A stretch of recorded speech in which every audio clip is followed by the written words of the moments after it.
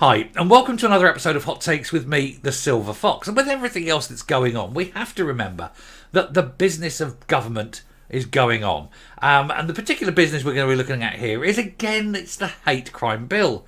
Because not only is the business of the hate bill going through, it's still got the business of morons and lunacy being at the heart of the Scottish government. Humza Yousaf is so deluded. I think he lives either within his own imagination, where he thinks that what he thinks is real, or he's in an alternative reality where these things really are real, but it's not in any way the world we live in. And we're going to have a look at what he's saying, laugh at it, and tell you why he's so far wrong. And we're going to use real examples that I can tell you and that you will appreciate. Because Humza Yousaf is not just wrong on what he says, he's wrong about why he's saying it. And he has literally got no grasp of reality. I think it's time for him to be taken away by men in white coats and treated under Section 3 of the 1968 Mental Health Act. He is absolutely insane. Let's take a look. So, absolutely stupid Humza Yousaf provokes anger with the R claim as a row over misogyny bill erupts. The First Minister defended his claim that trans-identifying men, would be included in the Scottish Government's upcoming misogyny bill. But his comment about the R threats were torn apart by campaigners and also by anyone who lives in the real world. He's claimed some terrible things. He's saying, oh, look, we need to make sure that women who call men anything other than women, those women are misogynists. And so a woman could be a misogynist for insulting a man under Humza's through the looking glass world. Well, it's quite clearly not. That's not what the meaning of misogyny is. And he's saying that that men who pretend to be women, are at the risk of being, R'd. Well, no more than I am. Because here's the thing. Most R's are committed by men. And most victims of R are women. Now, occasionally, very rarely, there will be men who are R'd. But usually only by other men. As in gay men. What tends not to happen is that a heterosexual man looks at another man and will R him. That tends not to happen. It's not the thing, is it? And so this claim that, but he's dressed as a woman, he might get R'd. Let me tell you, does not happen. Because first of all, you can tell, right? And if you can't tell, you're in a pretty bad way, number one. And number two, 5 minutes later, one way or another, unexpected item in the bagging area. Well, let me tell you, all of a sudden you're going to get a wee droop on, aren't you, chaps? That's not your thing at all. And so this claim that he's making is sheer poppycock. Anyway, Humza Yousaf has been blasted, and there's more to come. Humza Yousaf has been blasted on social media over a post he made about R threats as the row over Scottish Government misogyny bill erupted. The First Minister was even indirectly criticised by SNP MP Joanna Cherry, as well as key feminist campaigners. Now, as time goes on, I think Joanna Cherry is becoming one of the very few that you can sort of think with any decency about, although I note that she still hasn't resigned from the party, despite what they want to do to children. So you have to wonder. The squabble involves the Nationalist Executive's failure to include sex as a protected characteristic in the controversial hate crime bill, although protection for transgender people are included. The First Minister has repeatedly insisted that women's groups asked him to keep them out to allow the stronger shields through the misogyny bill. That, ladies and gentlemen, is just a complete lie. I'm not dressing it up, I'm not saying alleged, it's a lie. No woman's group has done that. None at all, no. It's bullshit, and he knows it and we know it. The reason they didn't put sex in the hate bill is simply to keep to make sure that men can still access women's areas. Otherwise, women say, well, we've got a male in there. Boom, that's his male sex. He's coming into a female sex area. And they don't want that. They want men to be able to access female spaces. So they took sex out of it. Also, they're going about, oh, we've got to have a misogyny bill. What about blokes? Are we not worthy of protection? Is it okay then to be biased and bigoted against men, but not against women?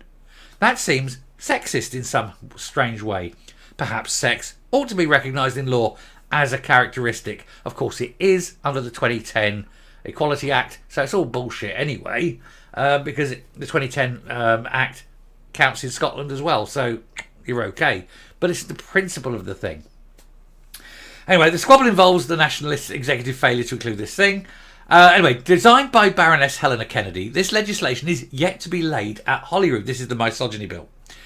With the government indicating that it hopes to bring it forward after the summer recess. But Mr. Yousaf drew the ire of J.K. Rowling and many others after he suggested that men would be protected in it as well. The Harry Potter author lambasted the First Minister, and she said, once again, Humza Yousaf makes his absolute contempt for women and their rights clear.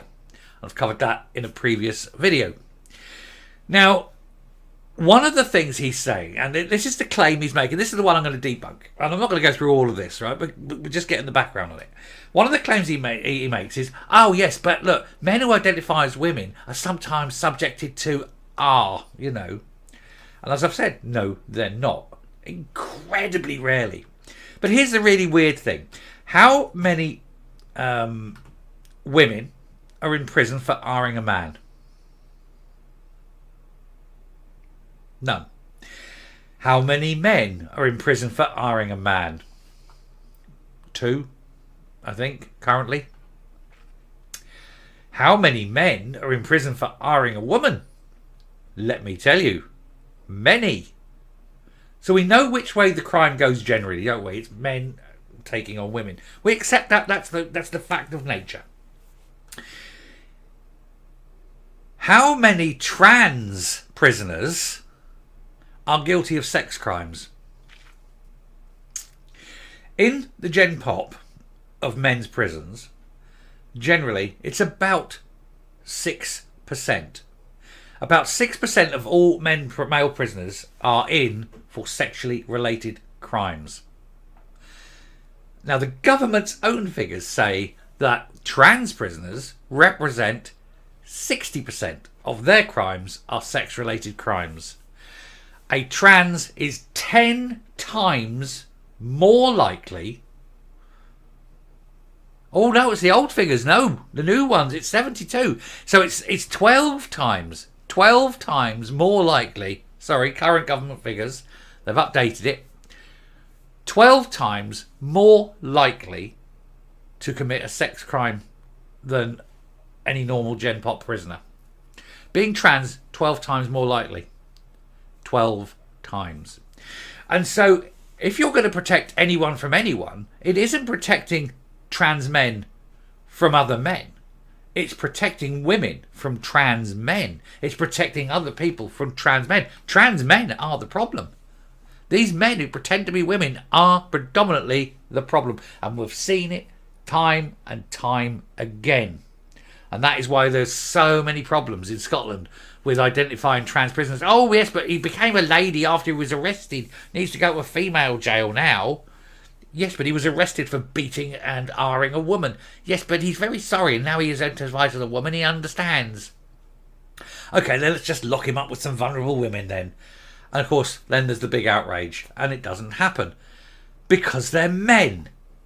And so you've got Humza Yousaf protecting men to the point where he wants to put men into safe spaces with women, even though those men are the perpetrators of terrible crimes. But he's doing so pretending that those men are the victims of their own crimes. This man is a moron, or he's evil, or both, or he just wants to destroy everything. All of those things are equally true. But for him to sit there and lie to say that women did not want to be protected in the hate crime bill, lie to say they did not want sex registered as one of the things, to lie to say that men who wear skirts are just as much likely to be victims, when actually they're many, many, many more times likely to be the perpetrators. Goes to show he either does not understand what's going on, or he knows only too well what's going on and is trying to ignore it because it goes against the agenda, goes against the message. And I think we all are grown up enough to know exactly what's going on. Anyway, I shall round off there. I shall come up. We shall finish. So why is he doing it?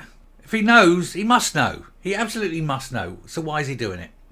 He's doing it because he's too scared not to. He doesn't want to be called a transphobe. He's got his orders from the Greens. He's trying to keep them on board. It's all BS. But look at the damage he's doing. And 50% of Scotland must be very, very aware that this man has not got their best interests at heart. And yet, if you're a woman who supports the SNP, you may as well hand over your kids now. You may as well just parade yourself, because he is basically offering you up as a sacrificial lamb. You're not getting any protection. He's only interested in protecting the trans men who might want to attack you. Why on earth are you voting for this lunatic? Anyway, I'll stop there. Thank you very much for watching. Do please hit the subscribe button, ring the bell, leave a like, leave a comment, please share the video, and I will speak to you later. Bye.